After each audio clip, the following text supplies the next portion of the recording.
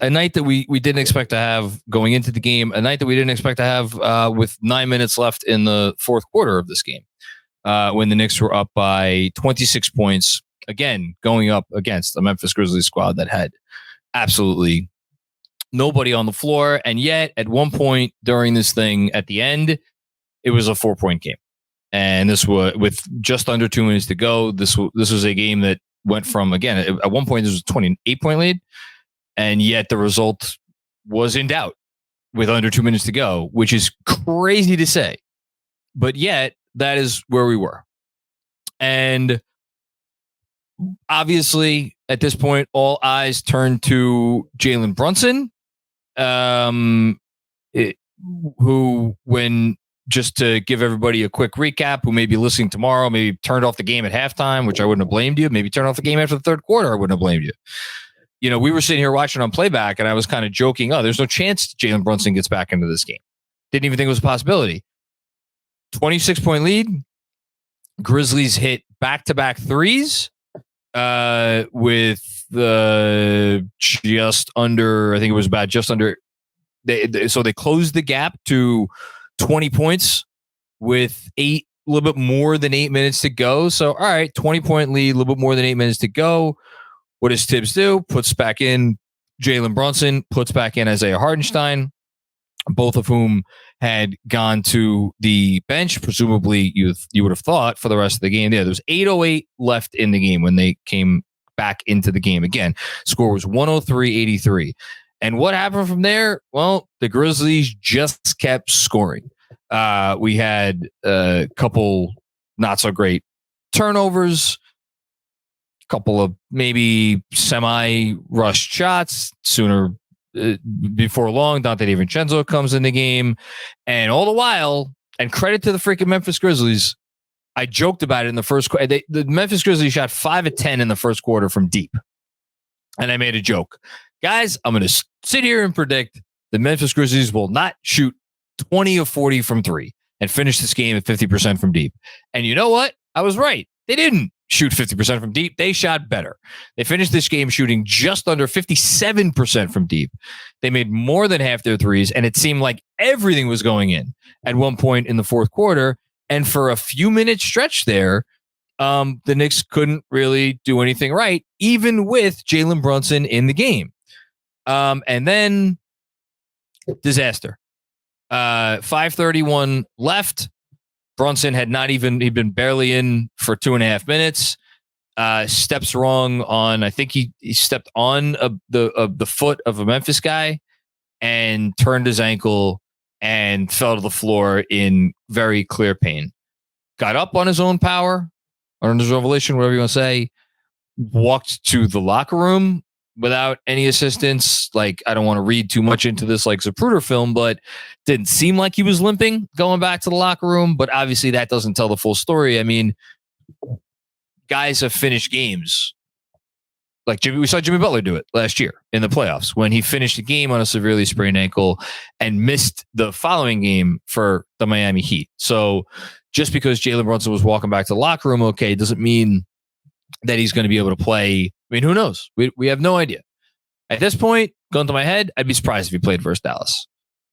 And so it didn't look like anything too severe. But, like, are we sitting here absolutely sure that Jalen Brunson is going to play before the All-Star break? I would hope he does. I can't sit here and say that for sure because, again, sprained his ankle, switched his ankle. Something happened. Something definitely happened, and we simply are sitting here. We don't know. And this moment, this very moment, was exactly what we have feared with this team for some time, for as wonderfully as they've been playing, and they've been playing as well as any team in the league. And look, there will be people who will sit here and they will blame the coach for putting Brunson back in, which is, look, it's fine. It's a valid point, but why? Like, it's basically a decision of either you think the game is in danger or you think the game is not in danger. Tibbs thought the game was in danger, and guess what? He was right.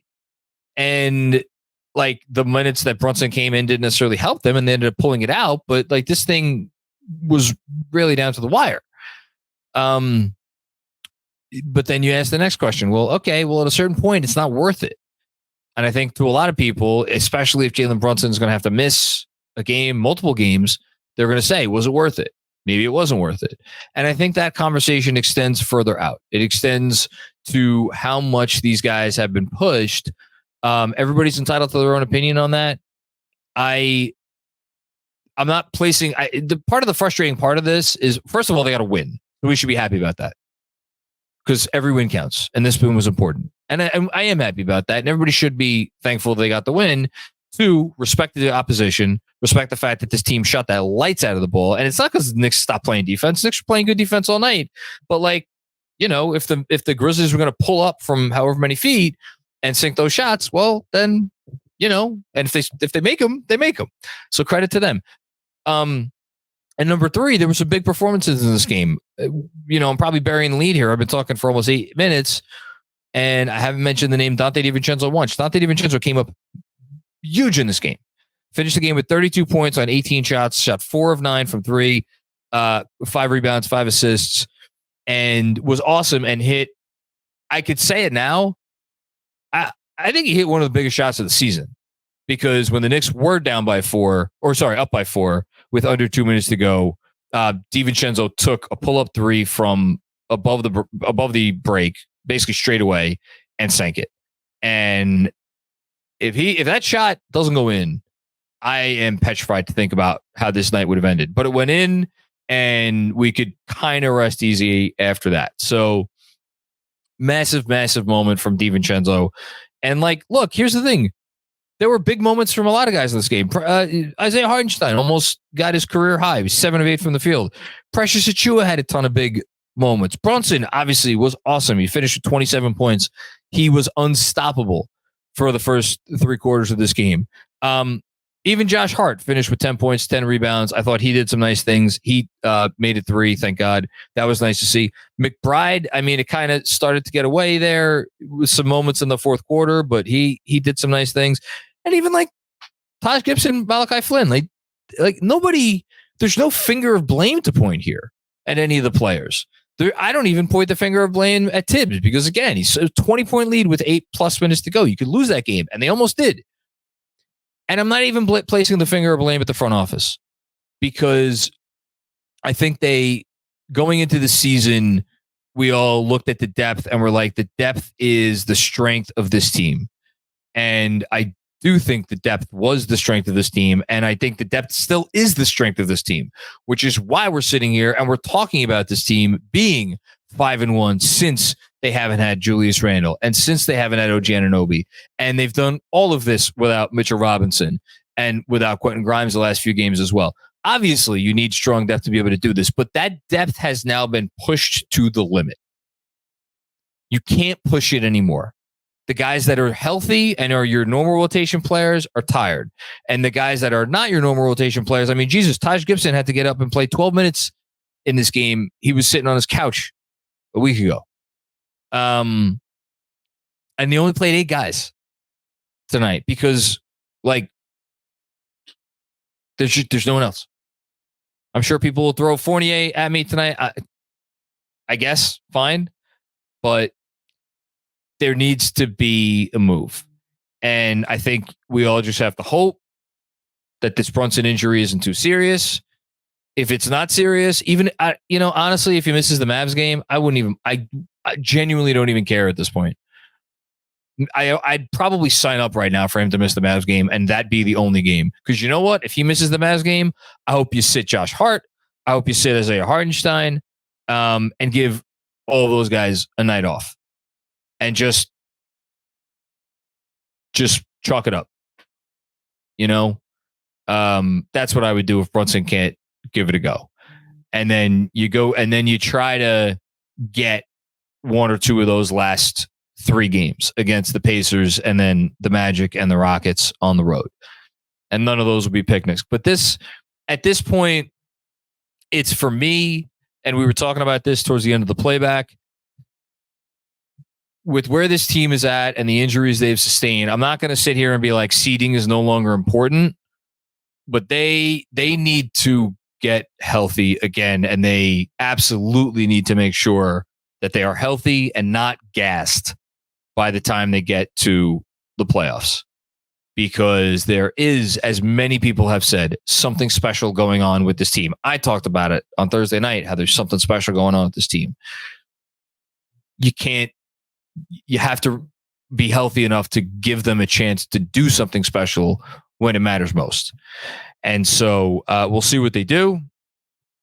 I mean, I'm looking at this. I can't believe two guys played 40 minutes tonight. Precious Chichua and Dante DiVincenzo. But they needed to. If Dante DiVincenzo doesn't play 40 minutes, they probably don't win this game. You know? Josh Hart, I mean, I don't know if Josh Hart's going to catch any heat tonight. I thought he was good tonight. Played 37 minutes. He was a plus 20. How about that? That's pretty good. So that's really all I got. Happy to talk about whatever you guys want to talk about. Happy to talk about trades, anything. We could obviously talk about the game. And again, I just want to say one more time, like, credit to the Grizzlies. They didn't go away. They didn't give up. They didn't give in. Those guys played their asses off at both ends. I thought they were making big defensive plays in the fourth quarter. Like, Dante DiVincenzo was having his way driving the lane all night long. And then there was one possession there down the stretch of the fourth quarter. Dante DiVincenzo drives, gets swatted away. Somebody came out of nowhere and swatted it. Like, those are the sorts of plays the Grizzlies were making there in the fourth quarter, and they really deserve a lot of credit. And they hit, I mean, it's a make or miss league, and they were making everything. So credit to them. Hope Brunson's okay. And that is pretty much all I need to say about that.